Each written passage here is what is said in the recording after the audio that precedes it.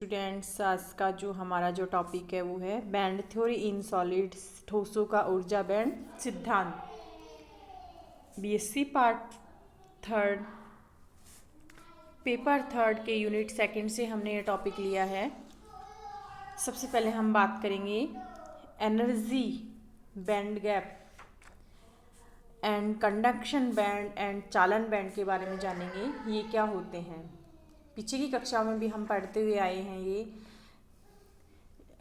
थोड़ा नॉर्मली जानकारी ले लेते हैं हम। पाउली जो एक्सक्लूजन प्रिंसिपल है एंड हुंड्स रूल है, उसके अकॉर्डिंग विभिन्न कक्ष जो होते हैं उनमें इलेक्ट्रॉन्स का क्लासिफिकेशन होता है। परमाणु में सब इलेक्ट्रॉन सबसे पहले उस कक्षा में भरते हैं जिसकी ऊर्जा सबसे कम होती है। उसके बाद पाउली अपवर्जन नियम का पालन करते हुए उच्च ऊर्जा वाले कक्षकों में इलेक्ट्रॉन भरते जाते हैं। सबसे भारी कक्ष में जो इलेक्ट्रॉनों से अपूर्ण या पूर्ण रूप से भरा होता है, उन इलेक्ट्रॉनों को संयोजी इलेक्ट्रॉन कहते हैं। और वो जो एनर्जी लेवल है वो कहलाता है संयोजी ऊर्जा स्तर या वैलेंस एनर्जी लेवल। जैसे हम यहाँ पर एक एग्जांपल की बात करते हैं जर्मेनियम के लिए। जर्मेनियम का जो इलेक्ट्रॉन कॉन्फ़िगरेशन है वो होता है 1s2, 2s2, 2p6, 3s2, 3p6, 3d10 और 4s2, 4p6, 4p2, यानी 32 टोटल इलेक्ट्रॉन्स हैं इसमें। एटॉमिक नंबर 32 होता है। यहाँ हम देखते हैं कि फर्स्ट 3 जो ऑर्बिट्स हैं उनमें इलेक्ट्रॉन फुलफिल हैं। उसके बाद हम कहते हैं कि जो ये 4s2 एंड 4p2 है, इनमें जो इलेक्ट्रॉन्स हैं वो अपूर्ण हैं, यानी ये कहलाएंगे इसके वैलेंस इलेक्ट्रॉन, संयोजी इलेक्ट्रॉन कहलाएंगे। यहाँ संयोजी कक्ष में इसके 4 इलेक्ट्रॉन्स हैं, इसलिए जो जर्मेनियम है वो टेट्रावैलेंट होता है। अगर हम बात करना चाहें कि धातु में जो संयोजी इलेक्ट्रॉन हैं जालक संरचना में लगभग मुक्त रूप से विचरण करते हैं, इन इलेक्ट्रॉनों को मुक्त इलेक्ट्रॉन कहते हैं। यानी जहाँ यहाँ पर 4s2 एंड 4p2 है मुक्त इलेक्ट्रॉन। परमाणु में जो अन्य इलेक्ट्रॉन्स है जैसे 1s2, 2s2, 2p6, 3s2, 3p6, 3d10, ये जो हैं इलेक्ट्रॉन प्रबल स्थिर वैद्युत आकर्षण बल से नाभिक से प्रबल रूप से बंधे रहते हैं तथा वे अपनी कक्षाओं से बाहर नहीं आ पाते हैं। ये इलेक्ट्रॉन्स, इन्हें कहते हैं बाउंड इलेक्ट्रॉन्स। ये बाउंड इलेक्ट्रॉन्स कंडक्शन में भाग नहीं लेते हैं, अर्थात वैद्युत प्रभाव में भाग नहीं लेते हैं। 4s2 एंड 4p2 इलेक्ट्रॉन्स ही वैद्युत प्रभाव में भाग लेते हैं। इस आधार पर यानी जो संयोजी इलेक्ट्रॉन है और कंडेंसन प्रोसेस है, इसके आधार पर हम कह सकते हैं कि ठोस के परमाणु के संयोजी इलेक्ट्रॉन जिस बैंड में होते हैं वो कहलाता है संयोजकता बैंड, यानी वैलेंस बैंड कहलाता है। संयोजकता बैंड के ऊपर अलाउड एनर्जी बैंड बैंड जो होता है वो कहलाता है कंडेंसन बैंड, एंड इन दोनों के बीच जो गैप है वो कहलाता है एनर्जी बैंड गैप। इस ऊर्जा अंतराल में कोई भी अनुमत ऊर्जा स्तर नहीं होते हैं, अतः इस ऊर्जा अंतराल को फॉरबिडन एनर्जी गैप भी कहते हैं। अब हम आगे बात करेंगे। यहाँ पर जो डेल्टा Eg है उसे हम ऐसे भी शो कर सकते हैं, डेल्टा Eg इक्वल में Ec minus EV, Eg equal में Ec माइनस VV। Ec तथा EV के बीच का जो अंतराल है वर्जित ऊर्जा अंतराल कहलाता है। नेक्स्ट हम बात करेंगे पीरियोडिक फंक्शन पोटेंशियल। जब बहुत अधिक संख्या में परमाणुओं को ठोस के निर्माण हेतु निकट लाया जाता है तो उनका इंटर एटॉमिक सेपरेशन इतना कम हो जाता है कि परमाणुओं के कक्षक एक दूसरे से इंटरेक्शन करने लगते हैं, जिसके कारण जो ऑर्बिट्स हैं उनमें इलेक्ट्रॉनों की पोटेंशियल एनर्जी में चेंज होता है और सॉलिड के किनारों के अतिरिक्त सभी परमाणुओं के स्थितिज ऊर्जा वक्र आवर्ती स्थितिज ऊर्जा वक्र स्वरूप बनाते हैं। ये इस स्वरूप में energy levels, potential energy levels बनते हैं, डायग्राम्स बनते हैं, कर्व बनते हैं। गणितीय रूप में ठोस में स्थितिज ऊर्जा वक्र को निम्न आवर्ती विभव फंक्शन द्वारा दिया जा सकता है, V r plus T equal में वी आर। यहाँ पर जो टी है ये ट्रांसलेशन वेक्टर है, जो कि हमने पिछले वीडियो में पढ़ा था, जहाँ जालक स्थानांतरण सदिश टी को व्यक्त करते हैं N A plus P B plus Q C. N P and Q यहाँ पर हैं integers, and A B C यहाँ पर हैं प्रीमिटिव सेल्स वेक्टर्स। इस आवर्ती विभव फलन को क्रिस्टल विभव यानी क्रिस्टल पोटेंशियल भी कहते हैं। यहाँ पर जो डार्क सर्किल में दिया हुआ शो हो रहा है वो नाभिक है एटम्स का, एन परमाणुओं वाले ठोस में आवर्ती स्थितिज ऊर्जा वक्र दिखाया गया है। नेक्स्ट हम बात करते हैं ब्लॉक फंक्शन की। क्वांटम मैकेनिक्स में ठोसों के गुणधर्मों को ज्ञात करने के लिए श्रोडिंगर समीकरण को हल करने की आवश्यकता पड़ती है। पिछले खंड में हमने पीरियोडिक फंक्शन के बारे में देखा है कि आवर्ती विभव का प्रभाव एकल इलेक्ट्रॉन के हैमिल्टोनियन पर नहीं पड़ता है।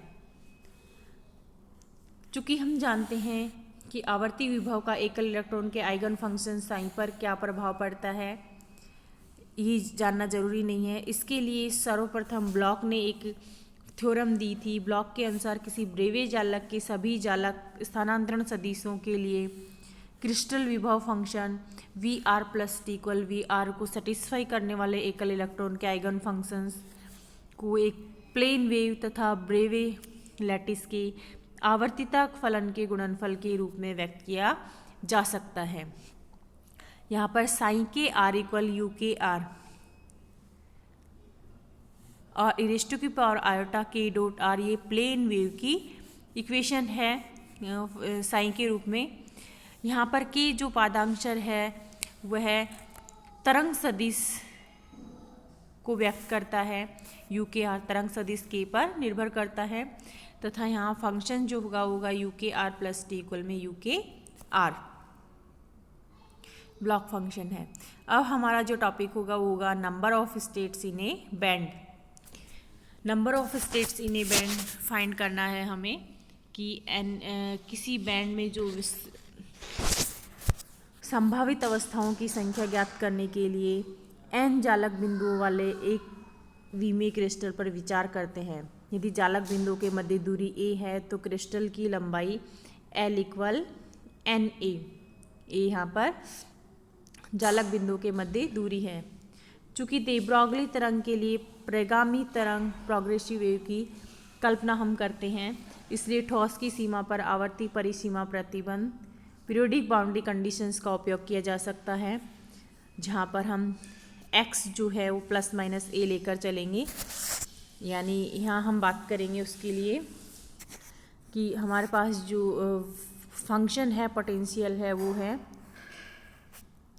0 minus pi by A and pi by A, ये हम बात करेंगे।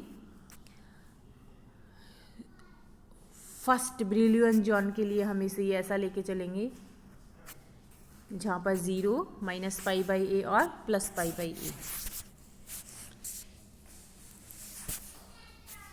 ब्लॉक थ्योरम के अकॉर्डिंग हम लिख सकते हैं कि sine X equal sine X plus L. Bloch theorem जो होगी वो होगी sine X equal U K X raise to की पावर आयोटा के एक्स। ये पीरियोडिक फंक्शन है साइन एक्स इक्वल में sine X plus N, and sine X plus L के लिए भी हम सेम ब्लॉक थ्योरम लिख सकते हैं U K X plus L raise to की power iota K X plus L. Equation 2 and 3 का यूज़ हम 1 में करेंगे। 1 में करने के पश्चात हम पाते हैं कि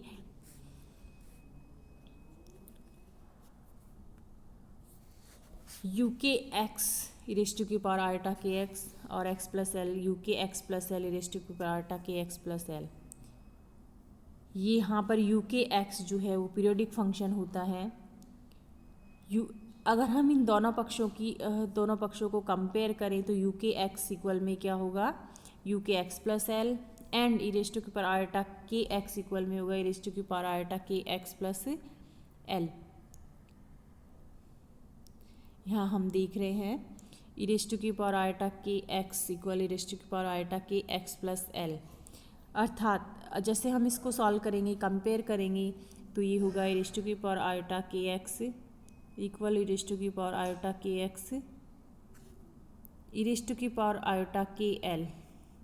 इसको इससे कैंसिल कर देते हैं डिवाइड में लेकर, तो ये होगा ई रेज टू की power iota K L equal में 1 को हम 2 की फॉर्म में लिख सकते हैं, 2 पाई एन ई रेज टू की पावर आयोटा 2 पाई एन, जहाँ पर एन इंटीजर नंबर है 0 +-1 +-2 एंड +-3।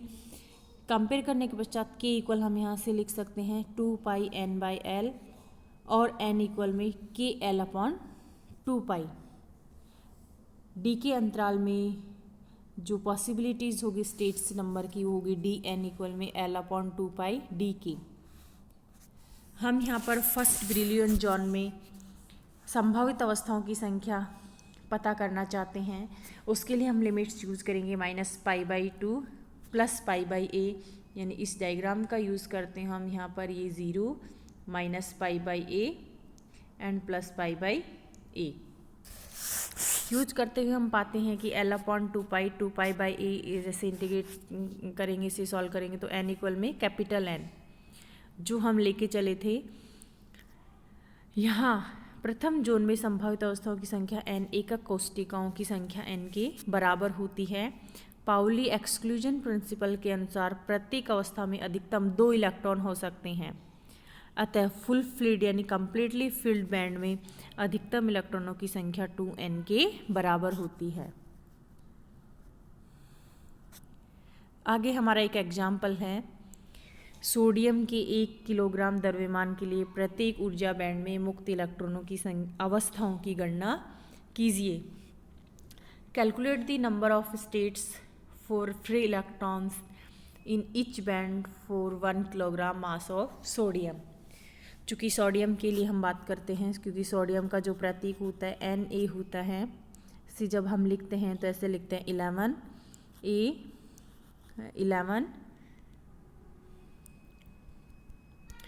सोडियम 11 और एटॉमिक नंबर इसका 11 है और मास नंबर जो है वो इसका है 23। लिखने में इसको ऐसे लिखते हैं Na23, ये मास है यहाँ पर, और 11 इसका एटॉमिक नंबर है। यानी हम कह सकते हैं कि सोडियम के 1 मॉल यानी 22.98 किलोग्राम में मुक्त इलेक्ट्रॉनों की संख्या अवोगाद्रो नंबर के बराबर होती है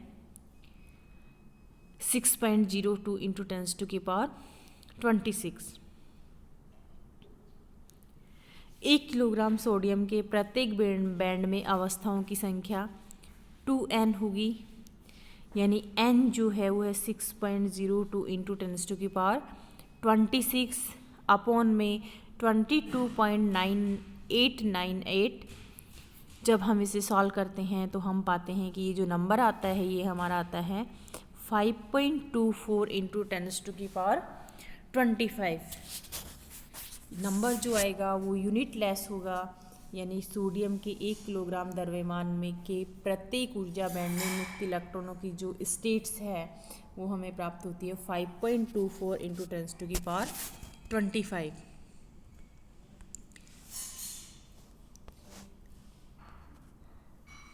थैंक यू। ये हमारा ई लेक्चर यहाँ पर ख़त्म होता है। उसके बाद हम इसी ई लेक्चर से रिलेटेड कुछ जो डेफिनेशंस हैं वो तैयार करेंगे। कुछ क्वेश्चन है जो हमें तैयार करने हैं असाइनमेंट के तौर पे। फर्स्ट क्वेश्चन है हमारा, define bound electron and free electron. Define bound electron and free electron, जो 1 नंबर में एग्जाम में पूछा जा सकता है। सेकंड क्वेश्चन है हमारा, what do you mean by forbidden band. वर्जित बैंड से आप क्या समझते हैं। थर्ड क्वेश्चन होगा, what is periodic potential. And fourth question होगा, what do you mean by energy band, यानी ऊर्जा बैंड से आप क्या समझते हैं। Draw periodic potential in solids. ठोसों के आवर्ती विभव को आलेखित कीजिए। संयोजी बैंड एंड चालन बैंड से आप क्या समझते हैं, यानी what do you mean bye valence and conduction band. और नेक्स्ट जो क्वेश्चन है वो हमारा है state block theorem, state block theorem. और लास्ट जो क्वेश्चन होगा वो हमारा स्टेट्स टॉपिक से रिलेटेड होगा। बैंड में अवस्थाओं की संख्या से क्या अभिप्राय है? What do you mean by number of states in band? What do you number of states in band? और बड़ा क्वेश्चन भी हमें इस पे सॉल्व करना है। ये तो सारे 1-1 मार्क्स वाले क्वेश्चंस हैं जो हम सॉल्व करेंगे। जैसे यहाँ हम बात करते हैं दुर्बल तथा प्रबल बंध सन्निकटन पर संक्षिप्त टिप्पणी लिखिए। Write a short note on weak and tight binding approximation. और लास्ट जो न्यूमेरिकल है वो है हमारा सोडियम धातु के 1 ग्राम मोल में प्रत्येक बैंड में इलेक्ट्रॉन की अवस्थाओं की गणना कीजिए। अभी हमने वीडियो में तो हम किलोग्राम में बात कर रहे थे, अब हम 1 ग्राम मोल में प्रत्येक बैंड में इलेक्ट्रॉन की अवस्थाओं की गणना करेंगे जो हमें ज्ञात करना है।